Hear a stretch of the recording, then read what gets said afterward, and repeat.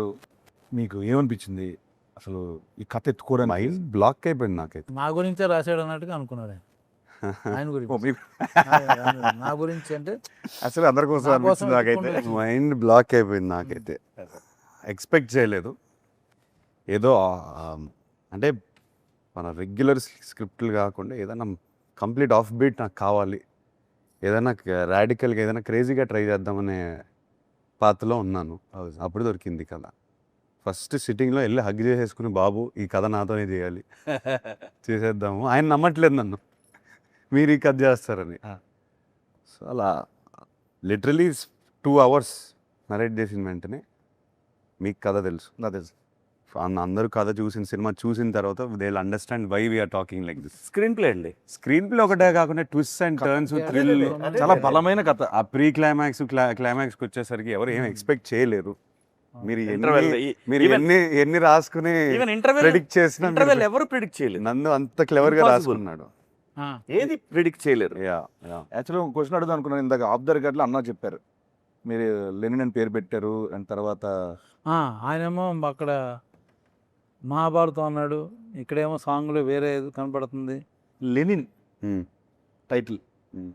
Why why చాలా మంది నాకు ఫ్రెండ్స్ అడిగారు, లెనిన్ పెట్టారేంటి, లెనిన్ అంటే ఏంటి, ఎందుకు? అంటే నందు ఎందుకు పెట్టాడా, అసలు ఆ పేరు ఎందుకు, నందు ఎందుకు పెట్టాడన్నా? ఆ.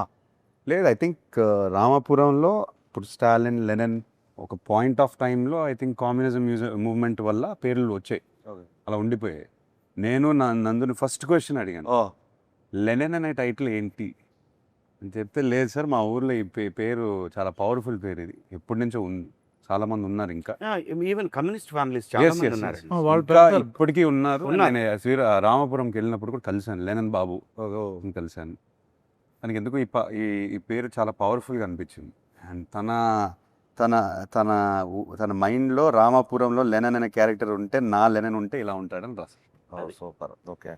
అండ్ ఎగ్జాక్ట్లీ మా భాగ్యశ్రీ గారికి కూడా ఈ స్టోరీ చెప్పినప్పుడు డైరెక్టర్ గారు, మీరు ఏమనుకున్నారు, ఈ కథ ఏమవుతుంది ఏంటి, ఇంత ఇంత పెద్ద కథ ఏమనుకున్నారు అసలు మామూలుగా? Firstly, I mean, like I said, the love story, but other than that, the entire screenplay was so organically perfect. You know, like I'm somebody who loves predicting, like, okay, what's going to be the interval, what's going to be the climax.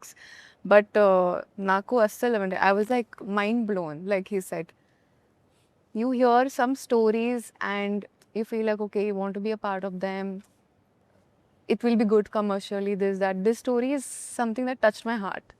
I felt like I have to be a part of it. And I don't know if it's destiny or what, it came to me sometime back. That time, you know, I was working, dates were not there. And then it went, and then it came back to me. So I feel like it's truly meant to be a destiny film for me. Super. Yeah. నాకు లొకేషన్లో ఒక రోజున అఖిల్ గారు అడిగారు, నాకు brother నువ్వు రేపు పొద్దున్న చూస్తావు థియేటర్లో, చూసి నాకు ఫోన్ చేయి అని చెప్పి అన్నారు. మీరు నెంబర్ ఇవ్వలేదు సార్, నేను తీసుకోలేదు. చేద్దామని చాలా, సో తమన్ గారి గురించి మాట్లాడదామని టాపిక్ తీసుకున్నా. నెంబర్ తర్వాత తీసుకుంటా. తీసుకో. సో సోల్ ఆఫ్ లెనిన్ అది ఫెంటాస్టిక్.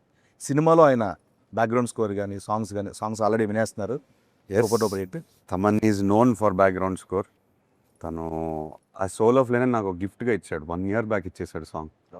లిటరలీ ఐ సెడ్, ఈ కథ నుంచి ఏదో డిమాండ్ చేస్తుంది తమన్, ఏదో గ్లింప్స్ మీకు గుర్తుందా, ఫస్ట్ గ్లింప్స్ ఒకటి ఉంది, దాంట్లో ఒక శకమిది అనే ఉండింది ఒక, ఇంకా డిమాండ్ చేస్తుంది సినిమా, ట్రై చేయదన్నా అని చెప్తే he came up with soul of Lenin. And అప్పటి నుంచి మాకు ఇన్స్పిరేషన్. నాకు నందుకి ఎప్పుడు కూర్చుని మాట్లాడిన కథ గురించి సోల్ ఆఫ్ లెనినే ప్లే చేసుకుంటూ మాట్లాడతాం. అండ్ దాని నుంచి ఎన్నో మూమెంట్స్ వచ్చాయి, దాని నుంచి ఎన్నో బ్యాక్గ్రౌండ్ స్కోర్లు వచ్చాయి. అండ్ మీరు థియేటర్లో చూస్తారు, తమన్ మావ షేక్ చేస్తాడు. నాకు ఎందుకో ఈసారి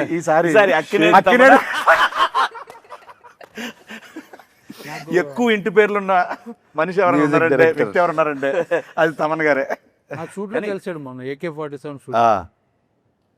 నాకు వచ్చి చేయి పట్టుకుని బ్లాక్ బాస్టర్ సినిమా అని చెప్పేశాడు లెనిన్.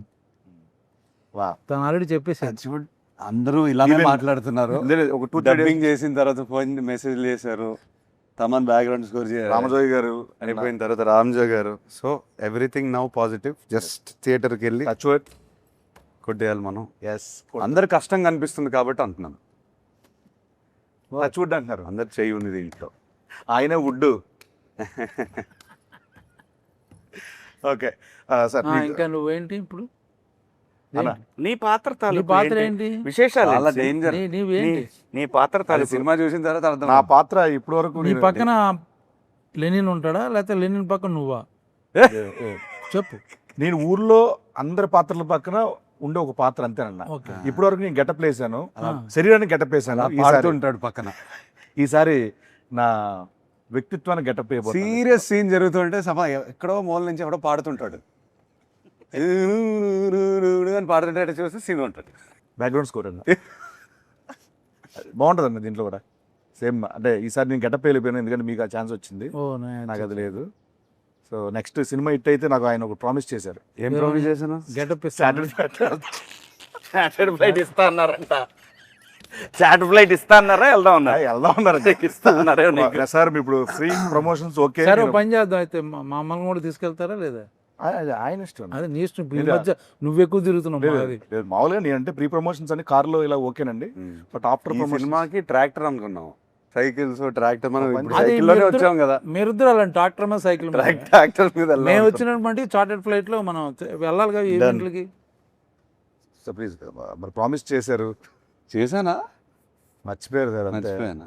అది కొంచెం అంటే మీరు క్యారెక్టర్లో ఉన్నారు. అవును, ఆ రోజు క్యారెక్టర్లో సో నెక్స్ట్ మన డిఓపి గారి గురించి Brito. Brito. Leon Brito. Leon Brito. ఎక్కడి నుంచి సార్, ఏ కంట్రీ అయినా? తమిళ. Tamil. చెన్నై నుంచి వచ్చారు ఆయన. ఏనండి?